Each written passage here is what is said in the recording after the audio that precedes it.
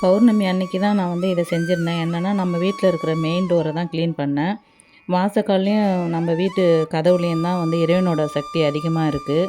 அதனால் அதை எப்பயுமே தூசி இல்லாமல் சுத்தமாக வச்சுக்கணும்.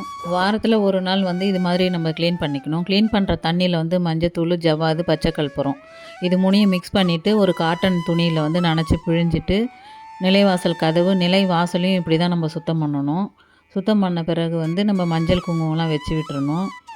வச்சுட்டு நம்ம குலதெய்வத்தோட பூசையும் நம்ம இஷ்ட தெய்வத்தோட நாமங்களையும் நம்ம வரைஞ்சிக்கலாம்.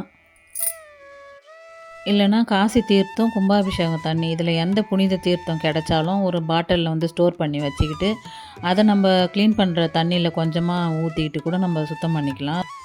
இப்படி துடைக்கிறதுனால என்னென்னா நெகட்டிவ் எனர்ஜியை ஃபுல்லாக எடுத்துரும். இதை வந்து நம்ம வாரத்தில் ஒரு நாள் செஞ்சுக்கலாம். செவ்வாய்க்கிழமை அப்படி இல்லைன்னா வெள்ளிக்கிழமை இதை கண்டிப்பாக நம்ம செஞ்சுக்கிட்டு வரணும்.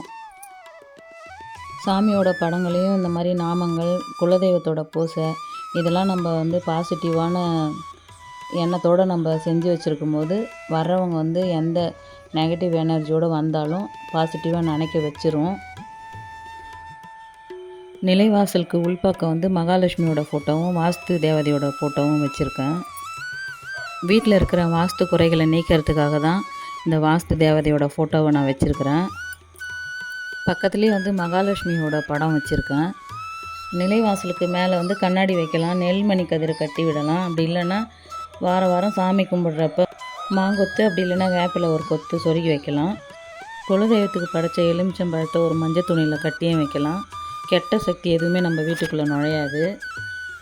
இந்த மாதிரி சின்ன சின்ன ஆன்மீக விஷயங்களை வந்து நம்ம வீட்டில் செஞ்சுக்கிட்டு வரும்போது நம்ம பிள்ளைங்களும் நல்லா இருப்பாங்க, குடும்பத்துலேயும் ஆரோக்கியமும் சந்தோஷமும் நிலச்சி நிற்கும். அதனால் நிலைவாசப்படியும் நிலைவாசல் கதவையும் வந்து எப்பயுமே தெய்வீகம் நிறைஞ்சதாக வச்சுக்கோங்க. இந்த வீடியோ பிடிச்சிருந்தா இணைய இல்லம் சேனலை சப்ஸ்கிரைப் பண்ணுங்கள்.